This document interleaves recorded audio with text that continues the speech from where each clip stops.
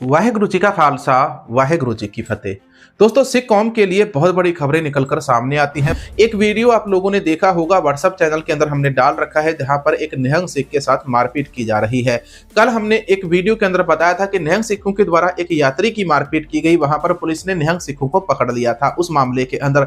लेकिन अब यहाँ पर एक निहंग सिख जो कीर्तनी जत्थे का था, जो कीर्तन करता था, उसके साथ मारपीट हो रही है और इस वीडियो को सोशल मीडिया के ऊपर वायरल किया जा रहा है। इस वीडियो की सच्चाई क्या है, आगे चलकर आपको बताते हैं। अमृतसर शहर के अंदर एक बहुत बड़ी घटना हुई थी। इस घटना के अंदर क्या था, एक सिख नौजवान था, पंजाब के अंदर अमृतसर के अंदर रहने वाला। ये नौजवान बाबा भीमराव अंबेडकर जी की मूर्ति तोड़ने के लिए उसके ऊपर चढ़ गया, सीढ़ी लगाकर इसके ऊपर चढ़ा हुआ है। आप इसका ये वीडियो देखिए, इसके बारे में और डिटेल आगे मैं आपको बताता हूं। ये वीडियो देखो।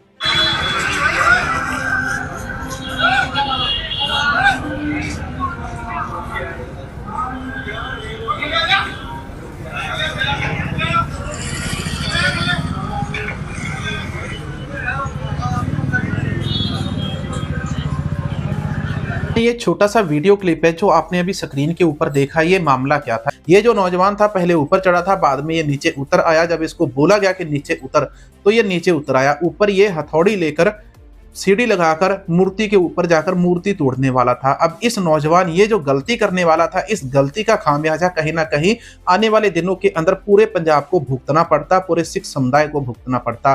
तो ऐसी गलतियां करने से सभी को बचना चाहिए, जिस प्रकार की ये गलतियां यहाँ पर कर रहा था।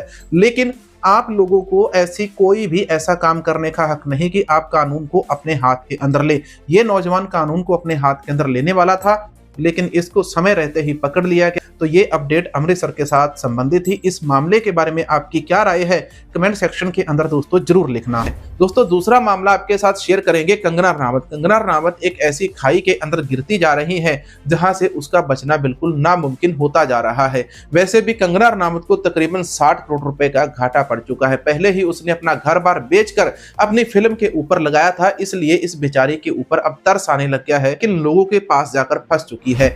तीसरी बात करते हैं दोस्तों, तीसरी अपडेट आती है हमारी गुरुद्वारा साहिब की कमेटियों को लेकर और सिख रहत मर्यादा को लेकर।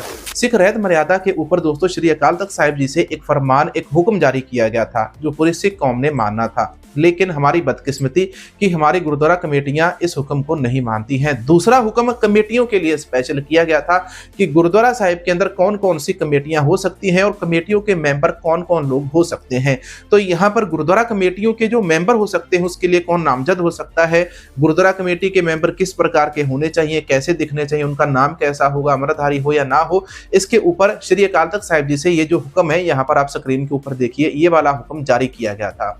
अब दोस्तों, इस हुक्म के अंदर यहां पर साफ साफ लिखा है कि गुरुद्वारा साहिब के अंदर जो प्रबंध चलाने वाली कमेटियां होती, यानी कि गुरुद्वारा साहिब की किसी भी गुरुद्वारा साहिब की जो कमेटी होगी, उस कमेटी के अंदर अमृतधारी होने चाहिए। जितने भी कमेटी के मेंबर होते हैं साबत सूरत होने चाहिए, किसी की दाढ़ी और केस ना कटे हो, उनके नाम के पीछे सिंह लगना चाहिए। कोई भी यहाँ पर राम गोपाल यादव कुमार ऐसे इस प्रकार के नाम नहीं चल सकते, केवल हर किसी के नाम के पीछे सिंह लगना चाहिए। और यहाँ पर कौर नाम का बिल्कुल नहीं लिखा कि महिलाओं को आप गुरुद्वारा कमेटी के अंदर शामिल कर सकते हैं। हाँ, बाकी वो कमेटी की इच्छा है कि वो महिलाओं को शामिल करते हैं या नहीं करते हैं।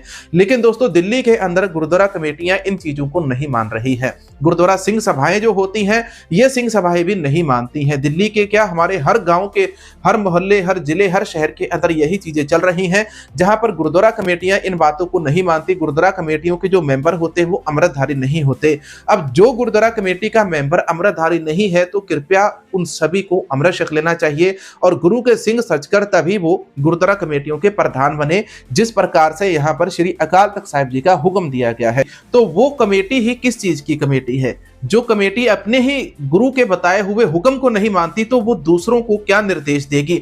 तो दूसरे जो सिख जगत के लोग हैं, जो अमृतधारी सिख हैं, वो उस कमेटी का कहा हुआ कभी नहीं मानेंगे और ना ही उस कमेटी की किसी भी बात के ऊपर यकीन किया जा सकता है। कमेटी का मेंबर वही माना जा सकता है जो अमृतधारी हो, साबत सूरत हो, जिसके नाम के पीछे सिंह लगता हो। तो इसी के साथ एक मामला आता है दिल्ली से निकलकर। दिल्ली के अंदर किसी गुरुद्वारा साहिब के अंदर गुरुद्वारा कमेटी अमृतधारी नहीं है और वहां के जो ग्रंथी सिंह है वो उनको कहते हैं कि आप अमृतधारी होइए, गुरुद्वारे की कमेटी को अमृतधारी होना चाहिए। अब इसी बात को लेकर अगर गुरुद्वारा कमेटी ग्रंथी सिंह को निकालने के लिए आ जाए कि हम इसको नौकरी से निकाल देते हैं और यहाँ पर किसी और ग्रंथी सिंह को रखते हैं, तो सबसे पहली गलती ये गुरुद्वारे की जो संगत है उनकी है। जैसे श्री अकाल तख्त साहिब जी के जथेदार भी मान्यता नहीं देते हैं, अगर वो कमेटी गुरुद्वारा साहिब के एक ग्रंथी और कीर्तनीय को निकाल देती है तो यहाँ पर ये सिख संगत की हार है। ग्रंथी सिंह और कीर्तनीय क्या कहता है कि जो गुरुद्वारा कमेटी है, गुरुद्वारा कमेटी अमृतधारी नहीं है। और गुरुद्वारे के अंदर दोस्तों मैं आपको ये बताता हूं कि हमारी जो सिख कौम है वो बहुत ज्यादा मनमत करती है। मनमत कैसे करती है? पिछले दिनों शहीद बाबा, अमर शहीद बाबा दीप सिंह जी का प्रकाश दिहाड़ा था, और दूसरी तरफ इसी प्रकाश दिहाड़े के ऊपर जो हमारी गुरुद्वारा कमेटियां हैं, इन गुरुद्वारा कमेटियों ने क्या किया, कहीं तो केक के लंगर लगाए गए, लेकिन दूसरी तरफ क्या होता है कि तस्वीरें रखकर उन तस्वीरों को माथा टेका जाता है, उसके ऊपर फूलों की बारिश की जाती है। अमर शहीद बाबा दीप सिंह जी के प्रकाश दिहाड़े को आप मना रहे हैं, लेकिन उनके द्वारा दी गई सेध को आपने आज तक नहीं अपनाया है। अमर शहीद बाबा दीप सिंह जी ने दुश्मनों का सर कलम कर दिया था, उनके सर धड़ से अलग कर दिए थे। गुरु महाराज की, श्री गुरु ग्रंथ साहिब जी की बेअदबी करने के लिए सिख धर्म के अंदर तस्वीरों को पूजना गलत है। तस्वीरें केवल आपका एक देखने का नजरिया हो सकती है कि हमारे गुरु साहिब, हमारे योद्धा, हमारे बाबा जी इस प्रकार से दिखाई देते थे। तो इस प्रकार से जो गुरुद्वारा कमेटियां होती है, उन गुरुद्वारा कमेटियों को अपने अंदर सुधार लाने की जरूरत है। और दूसरी तरफ उन्हें यह चाहिए कि आप लोग, हमारी आपसे कोई लड़ाई नहीं है, आप लोग सिख रहत मर्यादा को फॉलो करिए। जो रहत मर्यादा के अंदर लिखा है आप उसे फॉलो कीजिए। निहंग सिखों की रहत मर्यादा अलग होती है और श्री अकाल तख्त साहिब जी से जो रहत मर्यादा आज के समय के अंदर लागू हुई है, ये मर्यादा अलग है।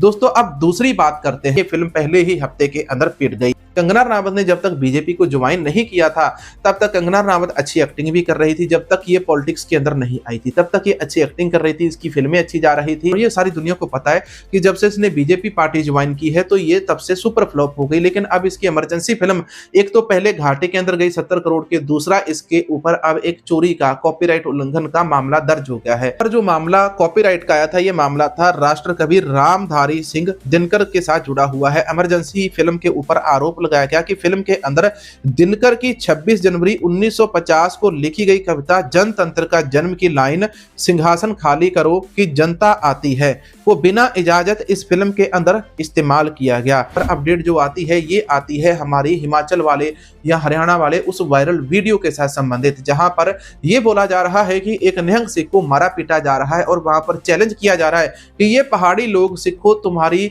मर्दानगी कहां गई है, सिखो तुम ऐसे हो गए। किसी भी मामले को सबसे पहले उसकी जांच कर लीजिए, तभी उस मामले की जांच करने के बाद फिर आप उस मामले के बारे में बोलिए। अब मामला यह है कि किसी निहंग सिख जथेबंदी के कुछ लोग थे जिनके द्वारा किसी लड़के की मारपीट की गई थी। जो वायरल वीडियो है मैं उसी से आपको सारी जानकारी निकालकर बता रहा हूं, मैं अपने तरफ से कुछ भी नहीं जोड़ रहा हूं।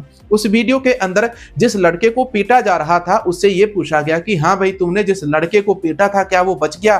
तो उसने कहा हाँ वो बच गया। तो अब उसने कहा कि तुम लोग इकट्ठे होकर उस लड़के को पीट रहे थे, आज तुम्हारी बारी आ गई, आज तुम मार खाओ। यहाँ पर अगर कभी भी मामला दो कम्युनिटी का होता है तो वहां पर सबसे पहले मामले की गंभीरता से सभी से विनती है कि उस मामले की जांच करो। जांच करने के बाद कभी भी दो कम्युनिटी के बीच में लड़ाई झगड़े की नौबत ना आए, सबसे पहले इस बात के ऊपर जोर दो।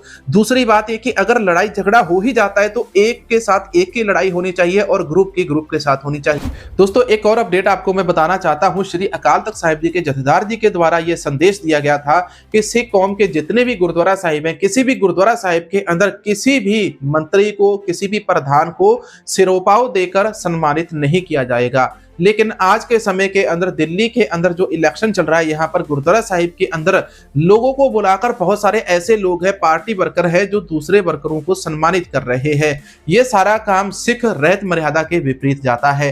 अब ये जो काम सिख रहत मर्यादा के विपरीत जाता है, इस चीज को रोकने की जरूरत है। और यदि इसके ऊपर आपका कोई विरोध करता है तो वो आपका दुश्मन नहीं है, वो आपको सही रास्ता दिखाने की कोशिश करता है। और उन लोगों को, उन लीडरों को ये बात मानने की जरूरत है कि आपको अगर सही रास्ता दिखाया जा रहा है तो आप सही रास्ता देखिए और इसके बाद उस रास्ते को अपनाइए। तो दोस्तों आज के वीडियो के अंदर केवल इतनी ही जानकारी। यदि आपको आज का वीडियो अच्छा लगा, जानकारी अच्छी लगी तो लाइक, कमेंट और शेयर जरूर करना। मिलेंगे किसी और नए वीडियो, नई अपडेट के साथ। वाहेगुरु जी का खालसा, वाहेगुरु जी की फतेह।